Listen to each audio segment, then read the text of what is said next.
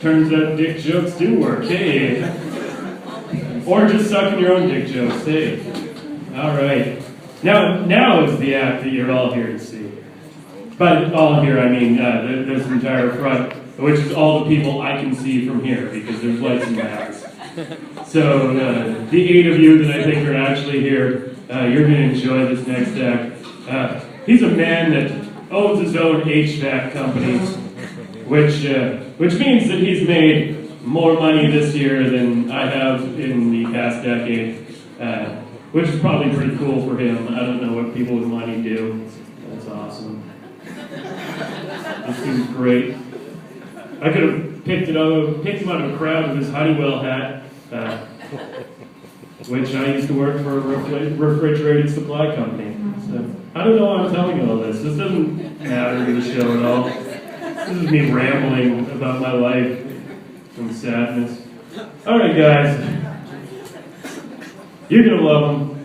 I hope he brings you the thunder, or at least a moderate temperature in the room, like his Honeywell thermostats do. So, give a warm round of applause for Mitch Timmons.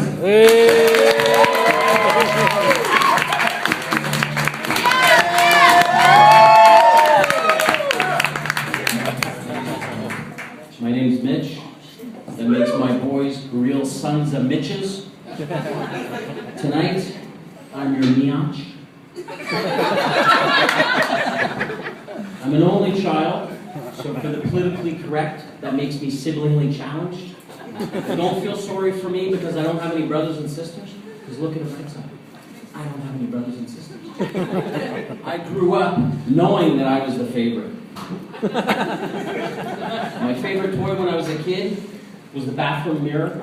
I used to place it on my chest, and I'd be able to pretend that I could run around the house, and I'd jump over the door frames like I was Super Mario. And I guess my mom was worried about me, and she decided to go out and get me a real toy, a ceiling fan. Not just any ceiling fan, no, it was a 3000 CFM, 1550 RPM, fully reversible with a remote control. So we fired that bad boy up, do tricks, running on a fan, in between.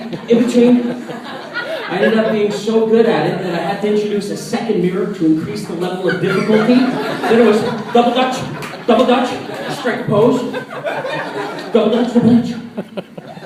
It's very difficult to punish an only child. So what are you going to do? Put me in my room? Cool. I get to play with my imaginary friend. There's benefits to having an imaginary friend. What the? I thought you wanted to be low profile tonight, buddy. Okay. This is my imaginary friend Chewbacca. For the politically correct, he's epidermically challenged. He's an old hippie that loves smoking weed so much that he's got a bandolier of Zippos. I love Chewbacca, not just because he's got my back, but because he talks behind my back. Allow me to explain. If this is in front of my face, this would be behind my face. This would be in front of my back. This would be behind my back. So if you have some friends that you think aren't friends that have been talking behind your back, maybe they're trying to tell you something, you have some issues. Having an imaginary friend also has other benefits, like you always have a wingman. Just so happens mine's professional. It also adds credibility to your stories.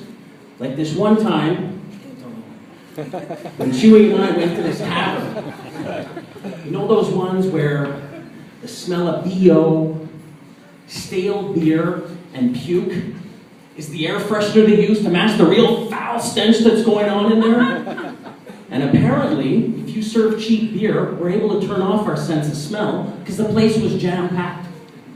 They end up sitting me at a table with this old guy, and I assume the service couldn't have been that great because it looked like he ate his face. So, turns out, he's got an imaginary friend too. So I bought him and his imaginary friend Bob a beer. I don't remember his name, he wasn't interesting enough. So this guy comes walking by and he's about to sit in the empty chair and I say, "Hey, don't sit on Bob." And the old man looks and he said, Bob's in the bathroom. He gives me a dirty look like he's some type of Yoda imaginary friend. And I was like, Yoda would have said, Bob in the bathroom is in it. you're not that cool. Because if you're that cool, why do you have an imaginary friend? So he reaches over and he finishes his beer, and this is the moment I've been waiting for. He grabs Bob's beer, takes a big sip, and I say, hey, I bought that beer for Bob. And he says, I know. Bob doesn't want anything from you. He thinks you're an asshole. And to this day, I still have no idea what I did to Bob. Chewie has an idea, though. For the Wookiee impaired, I have no idea what that means. Thank you.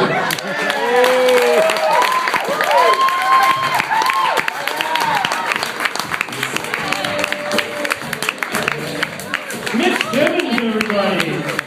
Yeah! And also, let's give a moment of silence for his blue shirt that got beaten in that tragic fight with bleach. Hey, I have agreement. It's so sad, guys. It's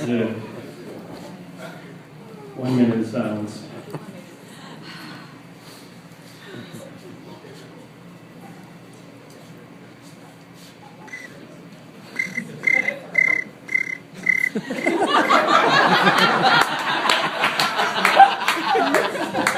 Okay, me standing there for 60 seconds and counting it was much less funny than that guy that played the crickets. So much cooler. Oh, God. I'm glad you guys got to see Mitch Timmons. I'm assuming from Timmons, Ontario. I'm assuming everyone with the last name Timmons is from Timmons. Like Shania Twain Timmons. Isn't she from Timmons? There we go. All right. Let's just keep the show going along.